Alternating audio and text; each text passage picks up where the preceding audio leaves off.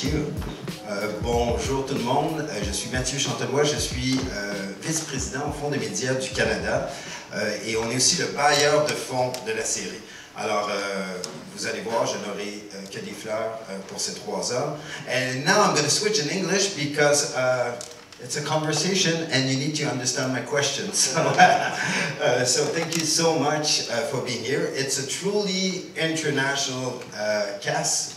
And director that we have tonight, Joey lives in Hollywood, Adam is from Vancouver, and Tom, you are based in Halifax, so we have coast to coast, but you're also born in the States. So I think that's the most international panel that we have at Image+SugarNation this year. It's pretty cool.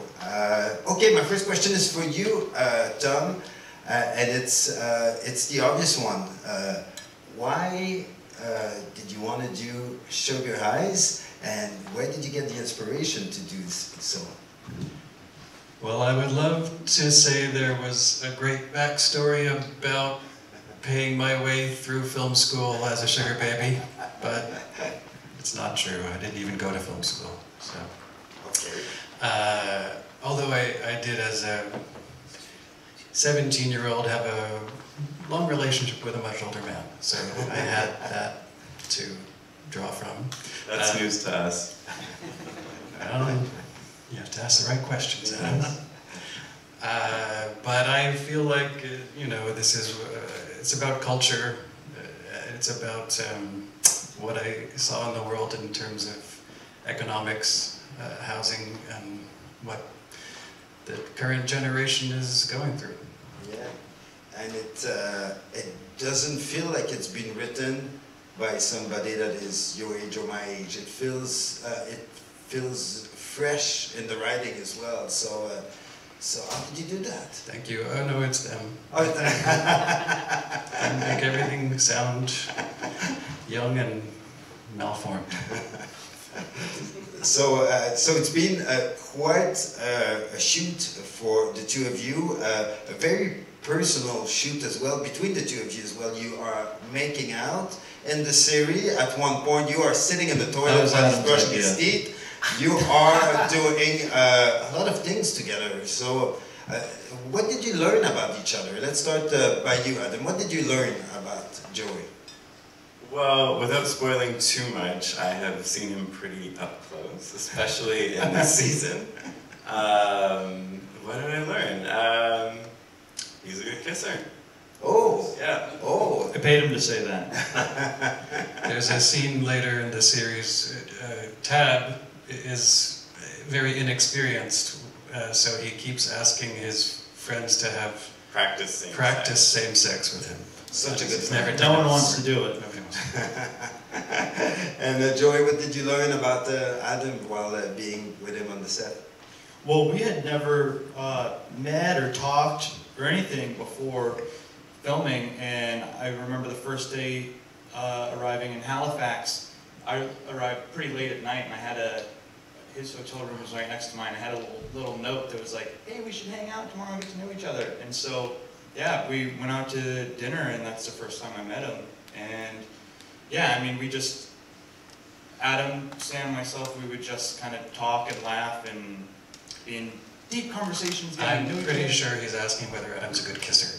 Adam is a good kisser. Thank yes. you. Yeah, you see, he didn't have to pay you to say that, so that's good. Well, I will say though, each other out. I will say though, we're both pretty good kissers. However, we smoked a lot of the fake joints, so I don't think either of us had the best breath.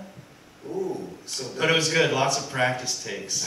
So yeah. So the stuff was fake. Okay, that's good to know. We would have been stoned out of our mind. Yeah. Tom, you had to find your 3 characters, and I saw the first 5 episodes. I think they're perfect. That's a perfect cast for the series. You really believe in them and their role.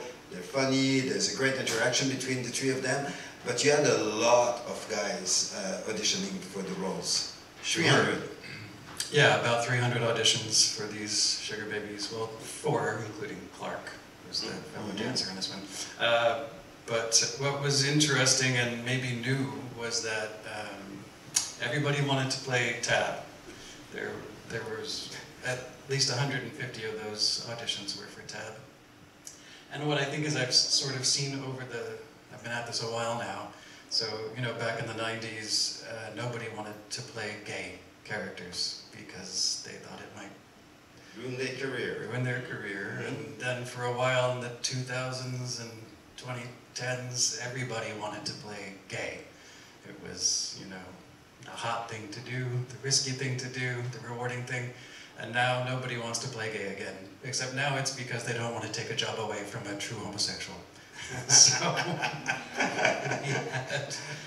and how do you go with auditions when you want something like this? I'm assuming people are sending tapes. Well, we were in the height of the pandemic when we were casting this, so everything has moved into self-tapes. So people are recording themselves at home and sending it in, and I'm not sure that we'll ever go back to live auditions for film and television. It sounds more fun, though. Well, some people love being in the room, and yeah. some people prefer having the opportunity to do it 50 times at home and send in the best That's take. me. So did you basically cast them without even meeting them? Yeah. Wow. We had a Zoom final callback. And you decided to shoot at home in Halifax, which I think is awesome. Yes, so the audience in the room here, because I think people at home were able to hear the sound of the whole thing, but about the first 5 minutes of sound didn't play. Well, we had lovely birds. The birds were pretty, it was a really good soundtrack of birds, actually. It was the Matrix version. So what you missed is that these guys are living in San Francisco, and Mickey is an undocumented Canadian, so his financial straits are very extreme. He can't work legally, so he's got all of these terrible odd jobs where he's trying to pay the rent and keep his life together. Why the decision to base the story in San Francisco?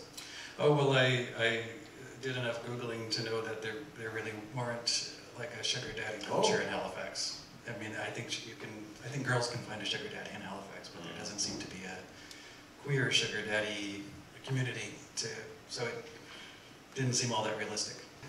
Adam, what draw you to this role? So I actually saw a movie by a Canadian filmmaker called Adam McGoyan when I was 17 called Chloe, before I even wanted to be an actor. And I was like really excited by the content, and I just since then always had like an interest in like sex work, escorting. Haven't done it myself, but I was always interested in it. Yeah, and then later on, actually, I went to New York University for drama school, and that has like the highest percentage in the U.S. of sugar baby users on Seeking Arrangement, which is like the sugar baby sugar daddy website. So I just feel like I was like surrounded by it, and when I got that first audition, I was like, oh my god, this is too good to be true.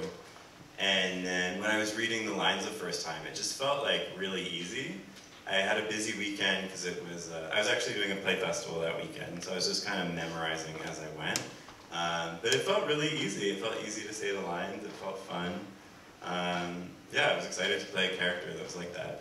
And your career was full of queer stories. This was really your focus, and I thank you for that. We need this. We need a strong voice like this, and you know, you're a legend for all of us in the industry. So thank you. That's nice. Thank you. And I heard that the boys are already working on season 3 of Sugar Eyes. Well, we are against your will. Okay, so we this has been out for, I don't know, a couple of weeks, and we just finished shooting season 2. Like literally Wednesday. Yeah, Wednesday. 3 days ago. Yeah. Wow. So we finished shooting season 2, and we slept for 1 day and then got on a plane and came to see you. That's very kind of you, and that's the reason you were the second weekend. We asked you for the first weekend, and you were not available. So you see. So I don't know about a season 3 yet, but I can tell you that they have it all planned. Yes, that's We've good. already decided it's going to happen. Yeah, it's happening. We keep sending him unsolicited ideas. Okay, ideas is okay. We can send those, but nothing else. That is. So you guys go with a bit of improv when you are shooting it, or it's just you just go for it. You can speak first. to go back to your question before that, for season 2, I would say Tab is more, finds himself in vulnerable predicaments, which was good and challenging to play. And then for this season, I think that I definitely, a lot of my background is from improv, and so I would throw a couple things in here and there, and Tom would either like it or he'd be like, don't do that. I just always thought Joey couldn't remember his lines. Was it the case? You know, I will say there was one specific scene, and I remember that day, it was just like, I'm like, I don't know. And like we did 3 different takes, and I was like, I'm sorry, I can't remember. And then we were off. But no, that day specifically, I was like, oh, I feel so unprofessional. I just couldn't get the lines. But you've made me realize the answer is yes. So in season 1, Tab is desperately, he's on a mission to find a sugar mama, and sugar mamas are just very elusive. They're much harder to find. And the ones he finds are kind of mean. So yeah, he keeps coming back to sugar daddies. But in season 2, Mickey ends up in an arranged throuple. Oh. But even an then, intergenerational throuple. An intergenerational throuple. But she's still not satisfied.